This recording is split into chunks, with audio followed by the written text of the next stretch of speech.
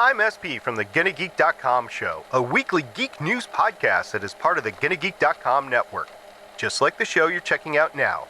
Shows on the network are individually owned and opinions expressed may not reflect others. Find other amazing geek shows at GonnaGeekNetwork.com. Hi, this is Al Ewing, and you're listening to Capes on the Couch. Capes on the Couch podcast is for entertainment purposes only. Dr. Issues is a psychiatrist, but he is not your psychiatrist and does not have knowledge of your individual situation. For any personal mental health concerns, please consult your own healthcare providers. For medical emergencies, please call 911 or the designated number in your area immediately.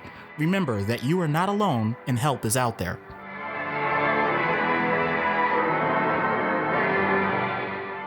Hello and welcome to a special mini episode of Capes on the Couch. This is Anthony Sitko. No, we are not dead. I promise you that. It has been quite a difficult year and change at this point, but I'm hoping that I'm seeing some light at the end of the tunnel for me personally and professionally, and that then translates to the show. And one of the ways in which we're working on coming back is through this mini episode. I recently attended the Garden State Comic Fest in West Orange, New Jersey. We didn't do a panel there, but I attended just as a guest, and I had the foresight to bring my recorder with me in the hopes of talking to some creators and getting interviews with them. And boy, howdy, did I strike gold. So what you're about to hear is a short episode. It's certainly not a full-length episode, but I did manage to score some interview time with Walt and Louise Simonson and Jim Starlin. That's right, authors of some of the greatest comic book stories of all time. Walt Simonson, famous for his legendary run on Thor. Louise Simonson, co-creator of Steel. She worked on the Death and Return of Superman. And Jim Starlin, creator of Thanos and writer of the Infinity Stories, as well as A Death in the Family for DC, the killing of Jason Todd. So these interviews are just kind of very short. They're extemporaneous. Jim Starlin's especially was not quite as long as I would have liked, but he did have a line that was building while I was talking to him.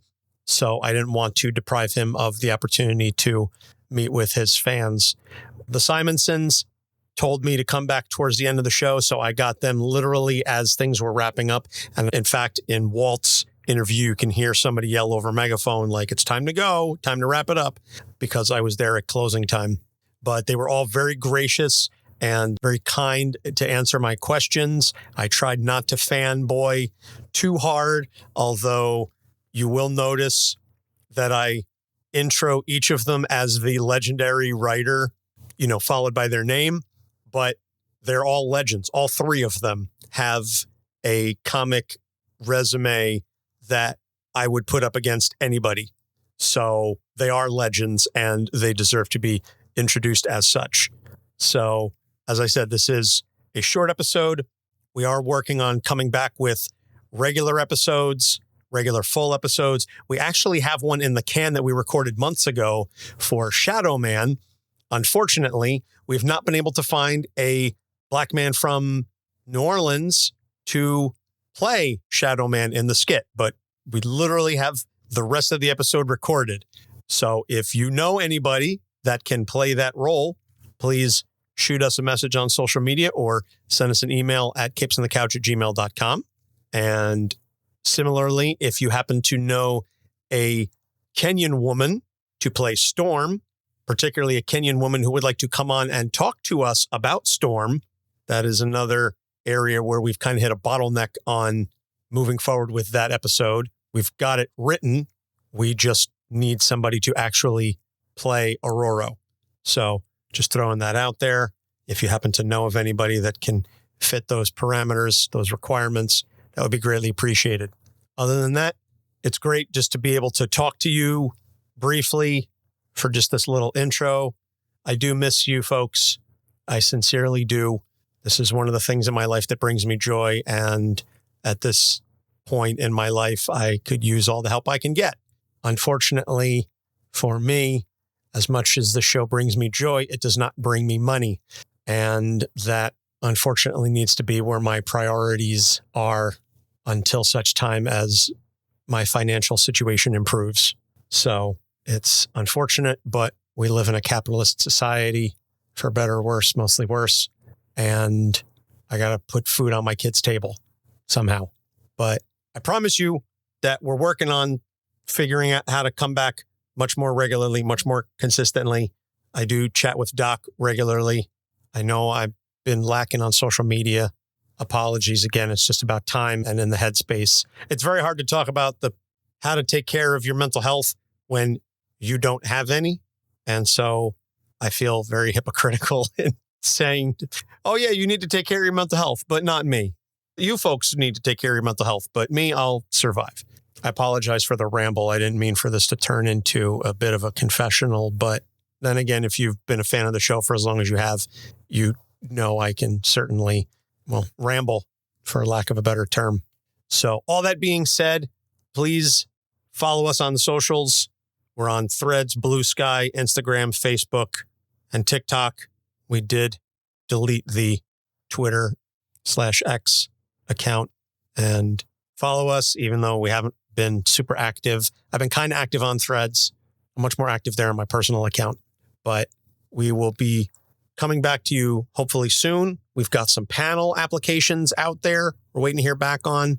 Hopefully Derpicon brings us back for a third year in a row. And if we get approved for that, we will have news for you there. So without any further ado, please enjoy these interviews with Louise Simonson, Walt Simonson, and Jim Starlin. And until next time, whenever that may be, take care of yourself. We love you. We appreciate you. And I'll say it just as much for myself as for anybody else listening. You are not alone, and help is out there. Anthony Sitka to Garden State Comic Fest, and I'm here with the legendary writer, Louise Simonson. First off, Louise, thank you so much for taking the time to speak with me today. It was my pleasure. So you've worked on a great number of stories. One of your most recent works was one of the stories that was in the Spider-Man, Superman crossover, Ghosting, which is a fun little story. What was the process in choosing the characters to focus on Steel and Hobgoblin? Did you pick them out of a hat, or were they assigned to you? They were assigned to me. They were assigned to you? Yeah. Okay, and then how was the process in kind of coming up with the story? Because you only had, 4 pages or so? It was 5 pages, and the problem with it was that either Steel or Thor, who was also in the episode, could have snapped their fingers and the Hobgoblin would have been gone.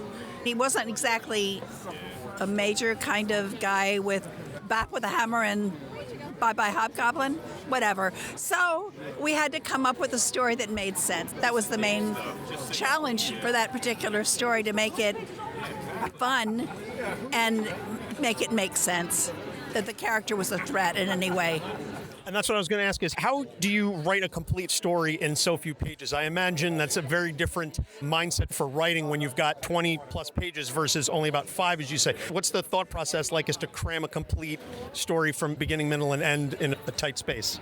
It's pretty much the same thought process that you would have with any story. It's conflict and resolution. So we have the characters in conflict. It was a very simple conflict because it was 5 pages. And the conflict was physical instead of emotional or personal, really. But it was a superhero Basham story where I guess they kind of got bashed at the end. I don't know. Okay. It was a very simple story because when you've got 5 pages, you better keep it simple. Yeah, you certainly can't go running on and on. Not deep. You won't get a deep exploration, probably. Very, very true. Another one of your creation, Cable, very convoluted backstory, I suppose. What was the impetus behind some of his creation, the backstory and melding together? I know that there had been a character that was created before, I think it was Nathan, was beforehand, and then you decided to create Cable. What was some of the discussions there in terms of how you came up with that backstory? That was created a very long time ago. And a lot of continuity has gone into the creation since then. It's a character that, like most superheroes, characters who or in shared universes, there's a lot of bits that other people add. First of all, when I created Cable, he was going to be a fellow from the future who knew something terrible was going to happen. I didn't know what. He came forward in time and was going to recruit the New Mutants to help stop what he saw was coming. That was as far as I went.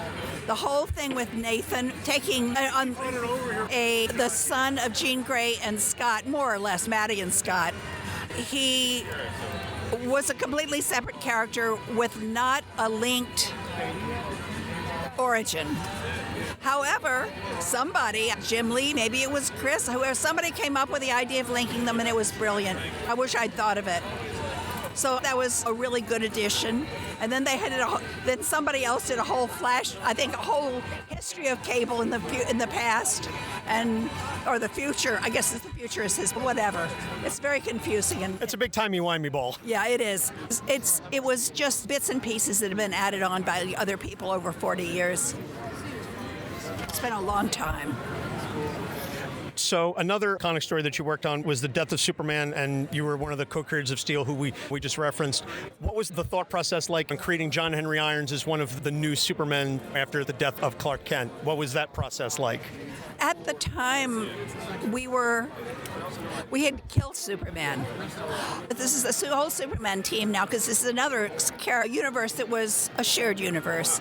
The Superman team thought that when Superman is gone, it creates a vacuum, and that people will step in and try to fulfill his role in different ways. And the idea was to create, each team came up with their own idea about who they thought might try to step in. John and I had chosen to do someone that would be not necessarily try to prove to people he was Superman, but to be the guy that Superman would want someone to be. To try to be a really decent human being. And we tried to create really the soul of Superman. And that's pretty much the way people read it. I keep hearing from people that's the way that they read the John Henry character. They wanted a guy who would come in and just try to do the right thing. Absolutely, and certainly the legacy of 30-plus years has come across, and he's still a very enduring character in the hearts of many fans. Last question, then. As somebody who's done a lot of work for both of the big two, who, if you could switch one Marvel and DC character and flip them around into the other one's universes, who would you put from Marvel to DC and from DC to Marvel? Oh, Lord. I would move all of Darkseid and all of the Darkseid universe, the whole I did just sweep them to Marvel, and that would be it, because they are Marvel characters. Darkseid, Orion, Iron Man, maybe. I might take Iron Man and move him over into the DC universe. That would be an interesting theory, like very much a foil to Batman in a sense. Yeah. Okay, I think we've got some good stuff there. All right, Louise, thank you so much for your time. It's been a pleasure talking with you. Enjoy the rest of the con. Thanks, you too. Anthony Sitko here, Capes on the Couch, and I'm here at Garden State Comic Fest with the legendary writer and illustrator, Walt Simonson. First off, Mr. Simonson, thank you so much for taking the time to speak with me today. My pleasure. Glad to be here. So you've worked on so many stories and created so many kind of characters. The first one that really comes to mind is Beta Ray Bill. And so my first question to you is, what is it about Beta Ray Bill that drives him to sacrifice so much for the Corbinite people? I think he was created at a time when there was maybe more optimism in life and in comics. I think after Dark Knight and after Watchmen, there was less optimism. Dark characters became more popular. It was like the old Superman. Superman in the old days was incredibly powerful. Nobody was concerned about him turning bad and becoming trouble, because he would have been in big trouble if he'd gone bad. Bill sort of the same way. He sacrificed himself for his people. He was allowed himself to be basically rebuilt biologically into a much tougher body than he would have had originally, so he could do the things he needed to do. The rest of his people slept in cold sleep coffins, and he was the guardian of his people. He also slept, but he was set to wake up if danger threatened, which it apparently did when Thor showed up. So I thought that Bill just was I can't think of the word I'm looking for. Not optimistic, but man, I really don't have it. I'm getting old. What can I tell you, folks? But the kind of guy that would help his fellow men. There's some word for that. I'm not pulling it up, but would actually see that as the benefit for other people, as the reason he's around. It would make it easier for him to do. And so I think that's the kind of person Bill was in the beginning. And it made him the perfect warrior for his people. He really suffered to become the character he became, and he was willing to go through it because he felt it was for the greater good. And then I know you've spoken a lot about what it's like creating the monstrous character with the heart of gold. Talk a little bit about what that's like, writing a character like that, where people on the initial first blush might be afraid of him, but later come to realize that he's not the monster, and the whole fear of what we don't understand thing, what that process is like as a writer. That was deliberate in the sense that back in '83 when I created Bill, comics were a short form. There were not a lot of reprints. Now you get omnibuses and collections and all sorts of story arcs, reprints like crazy. That's where the money is, I think. But back then that was not true. So you only had 22 pages a month, and that's not a lot of room for telling a complete story. You could do it several chapters, which I did with Bill, but you look for shortcuts to meaning. And in Bill's case, he was the first character in the Marvel Universe who picked up Thor's hammer. Actually, Stan and Jack had Loki pick up his hammer much earlier, but he had some extra juice from the Norn Queen, and I just ignored that issue, and everybody else did too. So, for all intents and purposes, Bill was the first guy. So, altruistic was what I was looking for earlier. Sorry, I knew I'd get it eventually. So, edit that back in. In Bill's case, or in the story's case, I wanted to design a character from the ground up who could pick up the hammer. And anybody who reads the book knows, whosoever holds this hammer, if he be worthy, shall possess the power of Thor. The inscription that shows up on the hammer when necessary and disappears when you don't need it. So the idea is that nobody pick up the hammer. And I took that to mean, since the comic had been around for 20 years when I did it, that nobody could. Captain America hadn't picked it up. Any hero you could name had not picked it up. Nobody in the Marvel Universe had. So I wanted a character from the beginning who could start off and pick up the hammer. But when you're a writer, you'd like to mislead your readers if you can. You don't want them to guess. You don't want them to pick up the issue and go, oh yeah, I can see what's going to happen on page 22. I'm done. So you want to play fair, but you want to mislead them.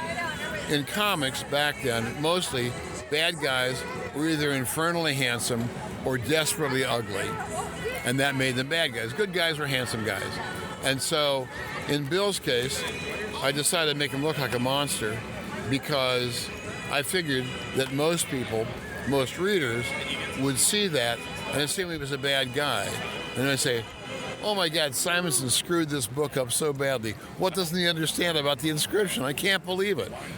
I read all the letters. Nobody wrote in and said, oh, even though he looks ugly, Bill's obviously a good guy, or he wouldn't pick up the hammer. Nobody said that. So it worked. Basically, making him a monstrous character misled everybody into thinking he was a bad guy, and how could he pick up the hammer, and what was that? And the idea is you want everybody to pick up the next issue. So you're looking for ways to get a hook in your readers. That was the hook. And so I designed him based on very loose in a horse's skull, and that was for two reasons. One, the skull generally is a symbol of death one way or another, especially human skulls, but other skulls can be as well.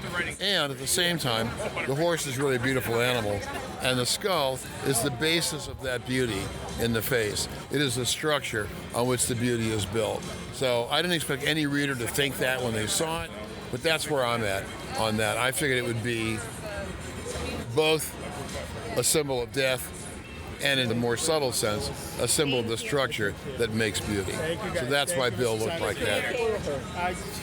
All right. And to answer your question, I lost the thread of my plot there. No, it absolutely does. And then you created an iconic, lasting Thor hero in Beta Ray Bill. You also created Malekith.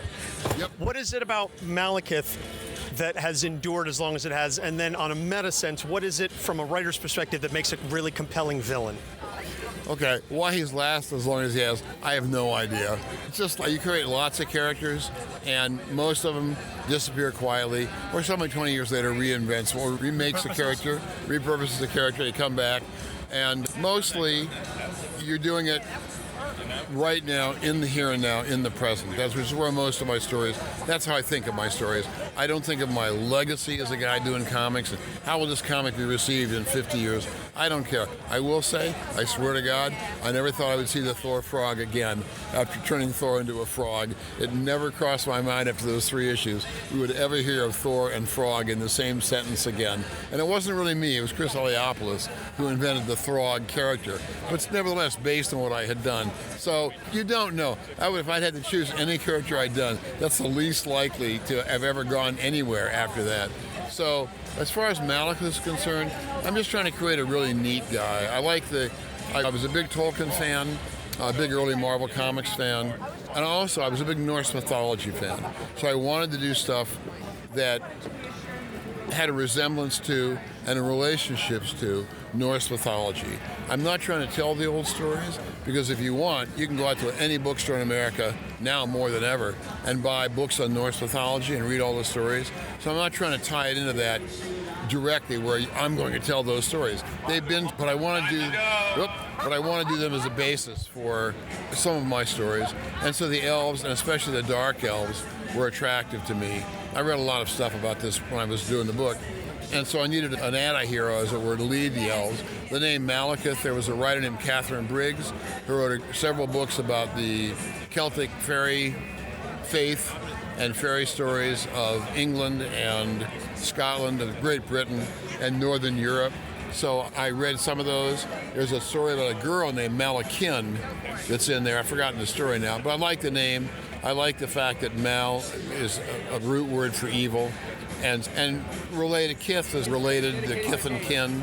So I shifted from Malekith to Malekith. That's where I swipe my name, boys and girls.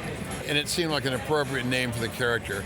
That the elves related to us, good guys, bad guys, in this case, a bad guy. And split them down the middle, black on one side, white on the other. It's just a way of making them not nuanced, it would hardly be nuanced, but more problematic. So you're not quite sure what you're going to get with them. And also, a little bit of Mixie in there, Muziek Pitalik from DC, where he's not really sometimes good, sometimes bad, but you're never quite sure what you're going to see with him.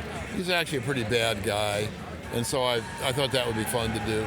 And to add to that, make him a shapeshifter, as some of the elves are, because that makes him even more dangerous. And sometimes, I never explored this very much. I did a little bit in the comic, where he was a girl for a while and seduced and destroyed one of his enemies, perceived enemies.